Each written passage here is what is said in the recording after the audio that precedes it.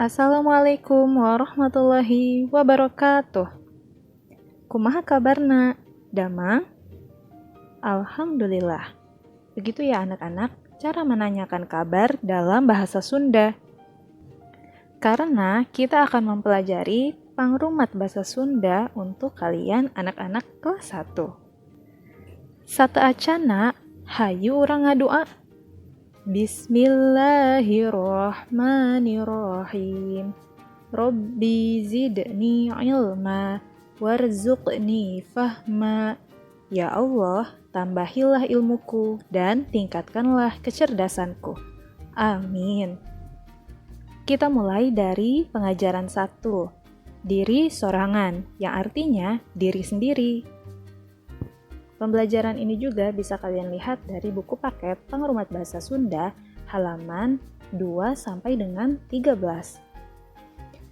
Naon tujuan pembelajaran ieu? Apa tujuan dari pembelajaran ini?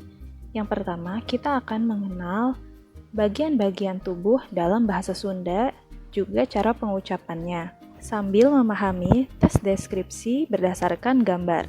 Kita juga akan belajar huruf vokal dalam bahasa Sunda, juga cara menulis yang baik. Baik, yang pertama, memahami gambar. Di gambar pertama, ada gambar anak murid yang calik sidakep atau duduk tegak, duduk siap untuk belajar.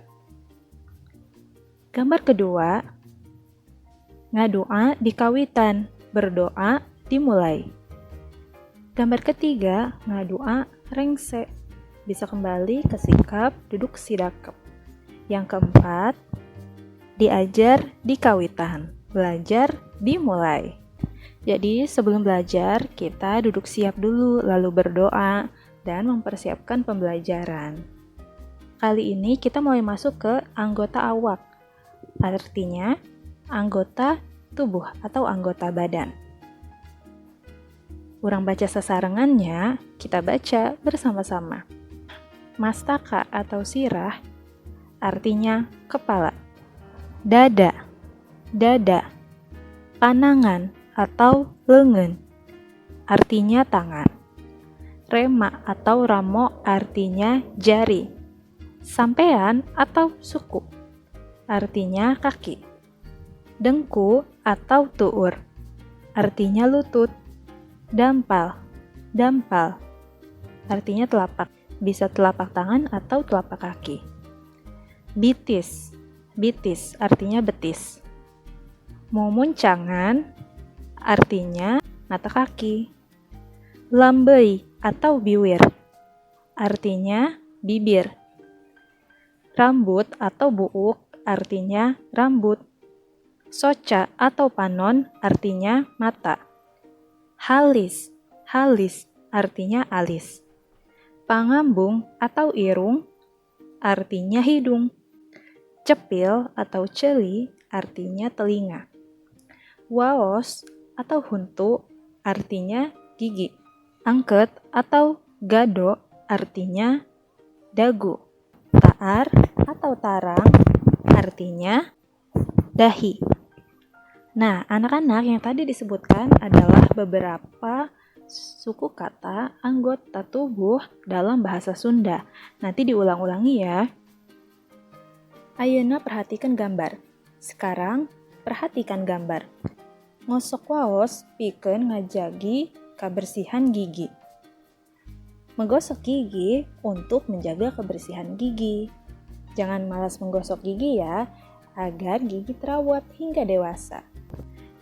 Ibak 2 kali sadinten supados bersih tur wangi. Mandi 2 kali sehari supaya bersih dan wangi. Jadi mandinya yang bersih ya, jangan hanya main air. Sateacan mios ka sakola kedah sarapan heula. Sebelum berangkat sekolah harus sarapan dulu. Sarapan itu penting. Urang teraskeun kana huruf vokal. Kita lanjutkan dengan huruf vokal. Berbeda dengan bahasa Indonesia, bahasa Sunda memiliki tambahan huruf vokal. Selain A, I, U, E, O, juga ada E dan E. Tek turutan cara bacana. Ayo ikuti cara membacanya. A, A, A. I, I, I. E, E, E. O, O, O. E, E, E. E, E, E. U, U, U. Bedakan ya antara E, dengan E. Sudah bisa belum? Nah, hayu perhatikan gambar. Masih ingat nggak ya? Ieu ngaranna soca atau panon. Ini namanya mata. Gunana pikeun ningali. Gunanya untuk melihat. Ieu ngaranna pangambung atau irung. Ini namanya hidung. Gunana pikeun napas. Gunanya untuk bernafas atau bisa juga untuk mencium bau ya. Anu ieu ngaranna lambei atau biwir. Ini namanya bibir. Gunana pikeun nyarios. Gunanya untuk bicara.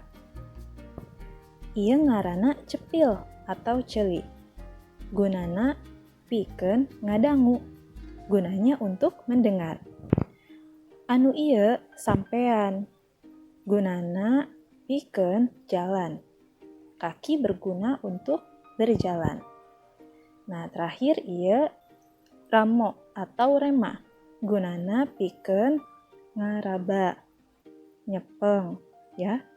Jari-jari gunanya untuk bisa menyentuh, meraba, memegang, atau kita juga bisa menulis ya.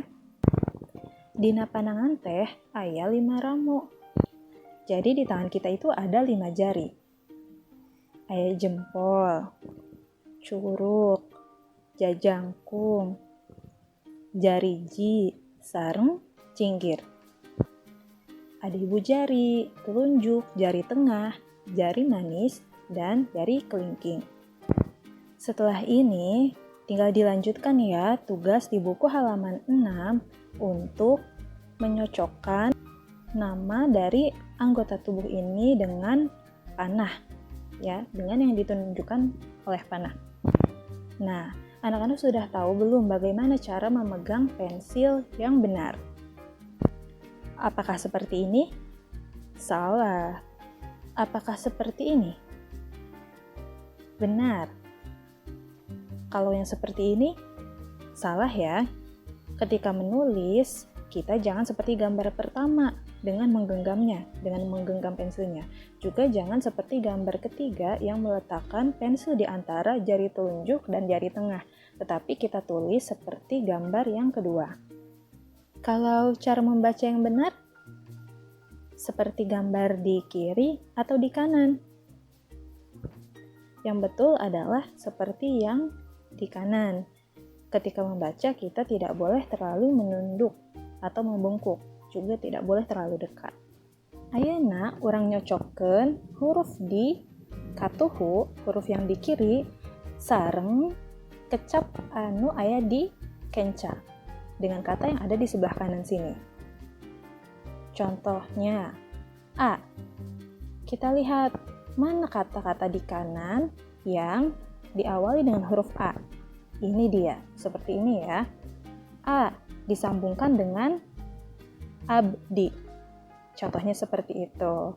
Nah, kalian lanjutkan, cari lagi, sambungkan huruf dengan kata yang sesuai. Tugas ini ada di halaman 13 ya.